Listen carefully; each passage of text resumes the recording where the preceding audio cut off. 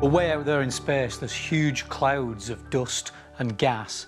And if one of those clouds of dust and gas is massive enough, its own gravity causes it to start to collapse. So it falls in on itself, and towards the centre of that cloud, it gets denser and denser, it gets hotter and hotter. And eventually, the particles that the gas and the dust are made of are brought so close together that they start to stick together, they start to fuse. That's the energy source of a star. The star switches on and begins to shine. Inside every newborn star, hydrogen atoms are fused together to make helium. This process is called fusion, and it creates the energy that powers every star.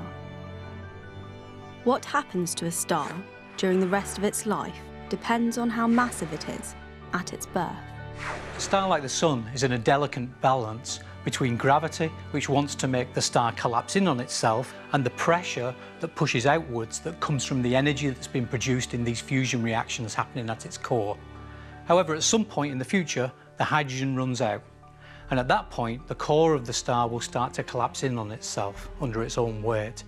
It gets denser, it gets hotter, until a point where you can actually start to use the helium atoms themselves as the fuel for the fusion, pushing helium atoms together and making carbon and oxygen the next heavier elements in the periodic table. As the star begins to fuse helium, it creates more energy, and that causes the outer layers of the star to expand. One day, our sun will grow so large it will swallow up the inner planets of the solar system, out as far as the Earth.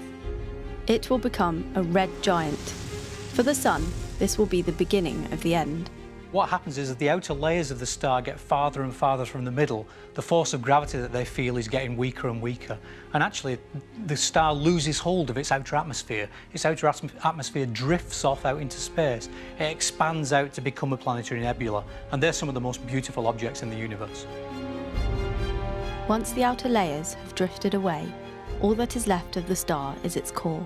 A white dwarf star is the dead remnant core of a star like the Sun at the end of its life. What's left behind is something that might weigh as much as half the mass of the Sun, but it's only about the size of the Earth.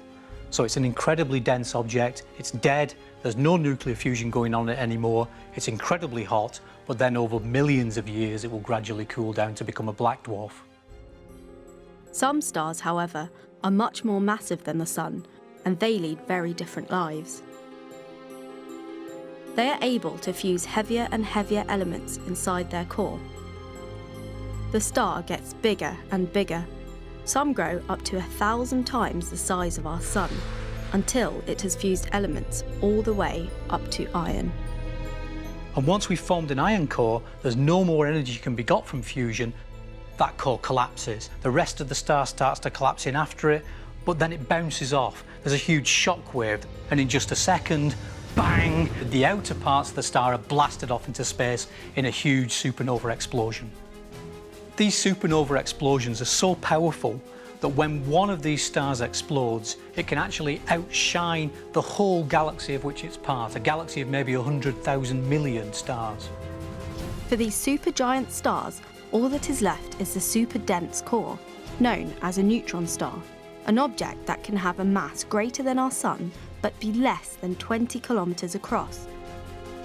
But for the most massive stars of all, we think when the core collapses, the gravity is so strong, it becomes a black hole, from which not even light can escape. So stars are actually the places in the universe where the elements are created. After the Big Bang, our universe contained only hydrogen and helium. All the other heavier elements were therefore fused inside stars. The amazing thing is that virtually everything you see around you was made inside a star billions of years ago, before the Sun and the planets were formed. And when that star died and blasted its guts out into space, that formed the raw materials from which our Sun, the planet Earth, and indeed ourselves were made. And actually, I think that ultimately that's one of the major reasons why I think understanding stars is crucial, because it's actually telling us where we came from.